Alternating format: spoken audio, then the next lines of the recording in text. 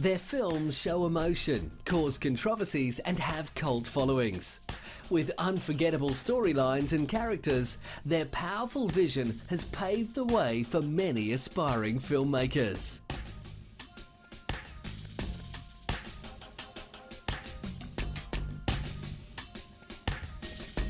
When any of us look back at the people who have influenced our lives, we of course think of our families, our friends, our teachers, but somewhere near the top of this list is this man, Steven Spielberg.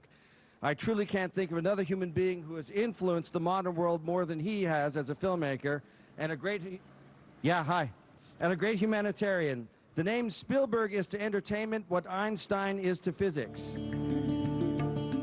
Steven Spielberg is perhaps one of the most influential film personalities in the history of movie making. He's one of Hollywood's best-known directors and one of the wealthiest.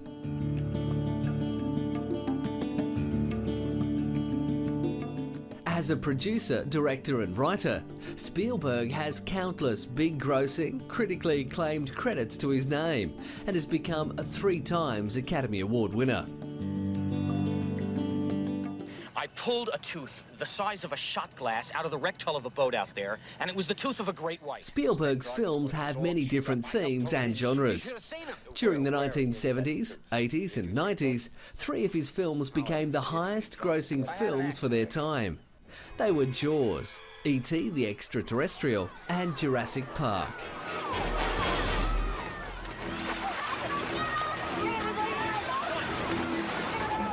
Jaws, a horror film about a killer shark, made Spielberg a household name. His voyage into the science fiction genre was a massive victory. The release of E.T. the Extraterrestrial smashed all other films, becoming the top-grossing movie of all time and was nominated for 9 Academy Awards. Spielberg was also one of the pioneers of the big-grossing special effects movies like E.T., where a very strong emphasis on special effects was placed for the first time on such a huge scale.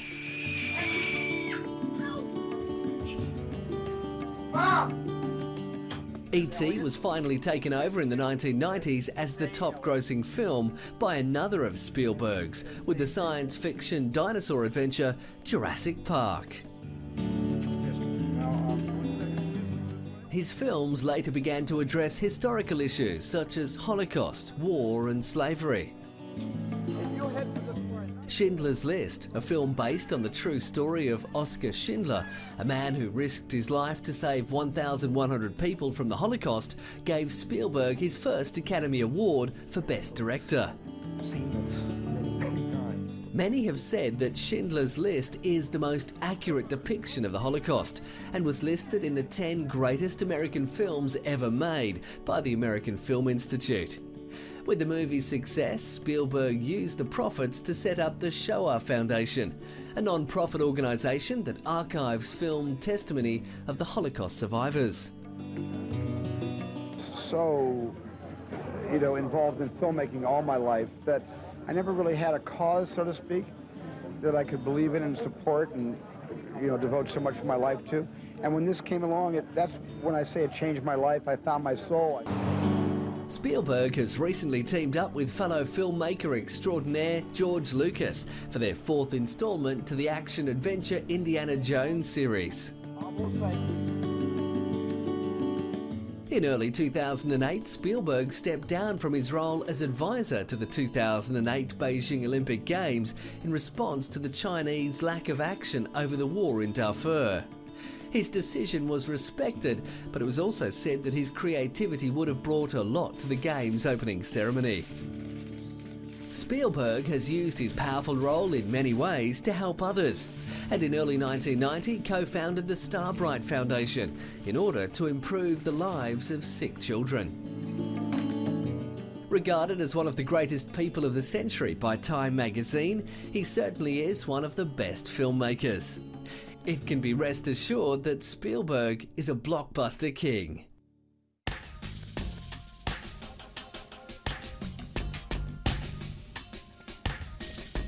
I ended up, starting a little company so I could make my movies, and being outside of the Hollywood mainstream, I didn't have anybody to rely on but myself, so I ended up, building an empire that I really I didn't really set out to do.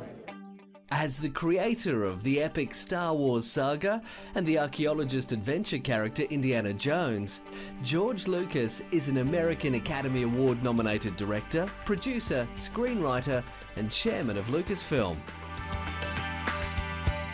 Today he's one of the most successful independent film directors and producers and has earned himself great financial success. Lucas created the Star Wars franchise during the 1970s, and it has significantly expanded since that time. The first film in the franchise was simply titled Star Wars, but later had A New Hope added to distinguish it from its sequels and prequels. Star Wars was released on May 25, 1977 by 20th Century Fox and became a worldwide pop culture phenomenon, initially spawning 2 sequels. 22 years after Star Wars was released, Lucas gave us a second trilogy as a prequel to the original 3. The Star Wars franchise has released other media, including novels, video games and comic books, and as of 2008, the box office revenue from the 6 Star Wars films has received approximately $4.3 billion, making it the 3rd highest grossing film series. Lucas established Industrial Light and Magic in 1975 to produce the visual effects needed for his films, as well as Sprocket Systems, later to become Skywalker Sound to edit and mix Star Wars. With the success of the Star Wars saga and Indiana Jones with Steven Spielberg, Lucas's films have redefined the term blockbuster and have landed him with a huge following of fans, including himself. Yeah, I mean, the best part of the movies, Star Wars and Indiana Jones too, some of my other movies, is I still love to watch them, just like anybody else does. If they're on TV and I'm halfway, I turn on halfway through, I can't turn it off, even though I've seen it a million times. Lucas created the Indiana Jones character as a homage to the 1930s serial films. Released in the 80s, this character has now made appearances in novels, comics and video games. 20 years since the last Indiana Jones film, Lucas has teamed up with Steven Spielberg and returned for a 4th action adventure. Lucas was named 100th Greatest American by the Discovery Channel and in 2005 was awarded with the American Film Institute's Life Achievement Award, shortly after Star Wars Episode 3 Revenge of the Sith was released. He received the Irving G. Thalberg Award at the Academy Awards in the early 90s, which is awarded to creative producers whose bodies of work reflects a consistently high quality of motion picture production. Lucas has donated much of his time and money to many causes, but his donation in 2006 to USC has been the single largest donation and largest gift to a film school. He gave a massive $175 million to his alma mater to expand their school. It's actually a great privilege to be able to help the school that helped me so much. When I discovered cinema, I did it here at USC before I was an anthropology major. And once I discovered it, I found my passion. Even though Lucas hasn't got as many films to his name as others, his brilliant storytelling has made him one of the most successful and inspirational filmmakers ever.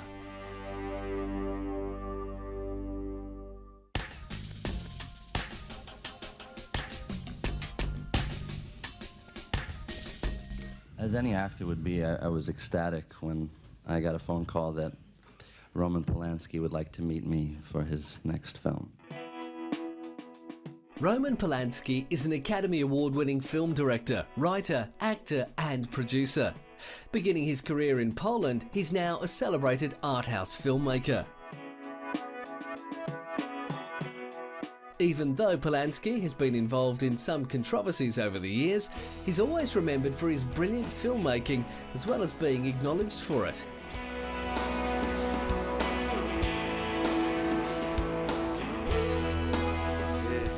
Having previously made films in Hollywood, Polanski, due to legal reasons, no longer comes back to the United States to make his movies. But this has not held him back. He's continued to direct films from Europe and has received many rewards for his efforts. In 1998, Polanski was named a member of the Académie des Beaux, France's prestigious Academy of Fine Arts. He was elected a member for his contribution to cinema. He's won just about all the awards a filmmaker can, with the majority of them all for his direction. In 2004, he received the Crystal Globe Award for Outstanding Artistic Contribution to World Cinema at the Karlovy Vary International Film Festival. Most of Polanski's films are intelligent psychological suspense thrillers. He's widely known for his deliberate pacing, carefully established mood and atmosphere, and faintly gothic treatment of settings and characters. In 1997, Polanski directed a stage version of The Fearless Vampire Killers, a musical which debuted on October 4 in Vienna as Tanz der Vampire, the German title of the film version. After closing in Vienna, the show had successful runs in Stuttgart, Hamburg and Berlin. He had originally made a film version of this back in the 1960s, which starred Sharon Tate, who he began dating and eventually married. In 2002, his critically acclaimed film The Pianist, one of his most successful to date, was a project close to home for the director. It probably is the most personal for the reason very simple that I was able to use my own recollections of that period. His film The Pianist saw him win the Palme d'Or at the Cannes Film Festival, where he also received the Césars Award for Best Film and Best Director. At the Academy Awards later that year, he also won the Oscar for directing.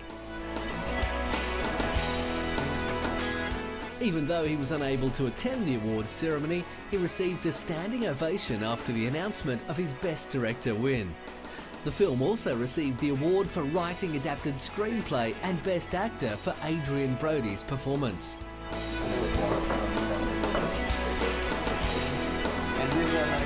In 2005, Polanski released Oliver Twist, a new film adaptation of the Charles Dickens novel, a classic story of a young orphan boy who gets involved with a gang of pickpockets in 19th century London. Critics believe that Polanski's Oliver Twist echoes with the drama of his own tragic childhood, where during World War II he escaped from a Jewish ghetto in Krakow, Poland, shortly before his parents were sent to concentration camps. He survived, like Oliver, by joining with street gangs and relying on the kindness of strangers. He is viewed with a mixture of awe and fear, and is one of modern cinema's most complex and controversial characters, but he's also considered a filmmaking genius.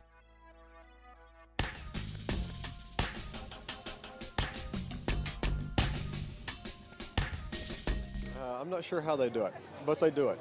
You know, whatever they set out to do, they always end up being successful at it. Joel and Ethan Coen are professionally known as the Coen brothers. For more than 20 years, the two have been writing and directing successful films, ranging from screwball comedies like Oh Brother, Where Art Thou, to film noir like The Man Who Wasn't There, and the award-winning No Country for Old Men. Occasionally, they blend these two genres together to end up with films like Fargo, a successful low-budget noir thriller. This dynamic duo have taken home many awards in recognition of their work. By 2007, they had won 4 Academy Awards and had been nominated 9 times, with 2 of these nominations under their alias, Roderick Jaynes. And the award goes to Joel and Ethan Coen. At the 60th Annual Directors Guild of America Awards held in Los Angeles, they received the top prize for Outstanding Directorial Achievement in a Feature Film, receiving the award from renowned director Martin Scorsese. Everybody says it sounds like a platitude, but it's really true that, well, it's nice to get the acknowledgement of critics or even audiences. The brothers write, direct and produce their films jointly, although until recently Joel received sole credit for directing and Ethan for producing, while their alias, Roderick Janes, took the credit for editing. They are known in the film business as the two-headed director, as they share such a similar vision of what their films are to be that actors say they can approach either brother with a question and get the same answer. The Coen brothers are probably best known for their dark humour and violence, as can be seen in The Lady Killers. They have a very mirthful outlook on the knuckleheads of the world, and they think they're very viable subjects for motion pictures. And I think they're the only guys who can really make these kind of films. The film, starring Tom Hanks, ends up with all of the main characters dying in an attempt to dispose of an old woman, but in a humorous way. This was the first film that the brothers shared both the producing and directing credits. No Country for Old Men was released in 2007 and tells of a man who stumbles upon $2 million in drug money that he decides to pocket. He then has to go on the run to avoid those looking to recover the money, including a sinister killer. This plotline is a return to the dark noir themes which have provided the Coens with some of their most successful material. When they give me the script, just the fact of knowing that the Coens will do it made me feel so comfortable, because I knew that they will be able to mix that with humor. The film won 4 Academy Awards, including Best Picture, Best Director and Best Adapted Screenplay, all of which were received by the Coens. It was the first time since 1961 that 2 directors had received the honour of Best Director at the same time. The Coen brothers' films combine dry humour with sharp irony and sensational visuals. They are also amongst the few modern filmmakers who have shown a great fondness for the screwball comedies of the 30s and 40s, and have incorporated their influences with varying degrees of subtlety.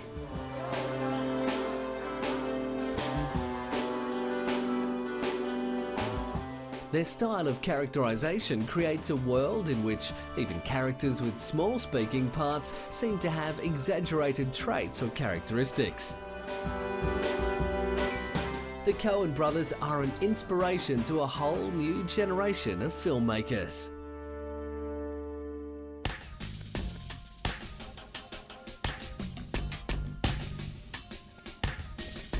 Someone asked me, am I excited? Which one is more exciting, getting the Oscar or Golden Horse? I said I can't really compare like that. To me, when I get awards, especially a movie like this, it's the acceptance from the audience that really make me feel very, very deep. I don't know if excitement is the right word for it. Ang Lee has become one of today's greatest contemporary filmmakers. As an inspiring young filmmaker from Taiwan, Lee began writing screenplays and eventually released Pushing Hands, a dramatic comedy reflecting on generational conflicts and cultural adaptation. However, his next 2 films in his trilogy of Taiwanese culture generation films placed Lee up with the best of the best in showbiz. The Wedding Banquet was Lee's breakout film, and his first exploration into homosexuality. It garnered Golden Globe and Oscar nominations, and won a Golden Bear at the Berlin Film Festival. The third movie, Eat, Drink, Man, Woman, received a Best Foreign Film Oscar nomination.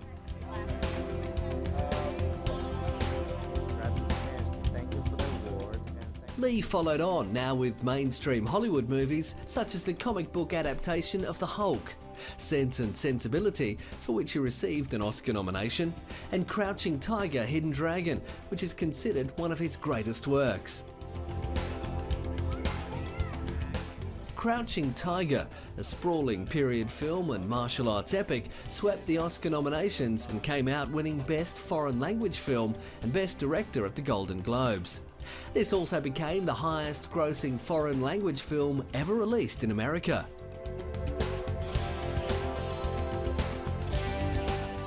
Lee's 2005 movie, Brokeback Mountain, a small-budget, low-profile independent film, immediately caught public attention and initiated intense debates. The film, based on Annie Proulx's Pulitzer Prize finalist short story, shows the forbidden love and secretive relationship between two cowboys and their lives over the years. I hope the depth and the layers of the movie and the theme of love that meld through the differences in culture. And people in Mid-America, I think they will want to see this movie, I think. Brokeback Mountain won Lee the Golden Lion Award at the Venice International Film Festival and became a cultural phenomenon and a box office hit. It won Best Picture at a number of award ceremonies from around the world. And the BAFTA is presented to Ang Lee.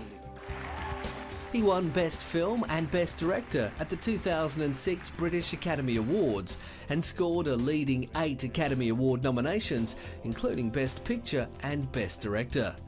He won Best Director and in doing so became the first Asian to ever win the award. They're my people, my peer. That sets it apart from everything. No, they are the people who know my work. Not from a critical point of view, not from movie appreciation, but professional. Returning to Chinese topics, Lee made Lust, Caution, which was adapted from a short novel by Chinese author Aileen Chang. Written in the 50s, it's loosely based on an actual event that took place in 1939-40 in Shanghai during World War II. Lee received a second Golden Lion, making him one of only 2 directors to have ever won Venice's Golden Lion twice. His strength with filmmaking is his way of adapting and expanding a short, simple story into an influential feature film, all while showing many different levels of emotion and exploring the depths of the human heart.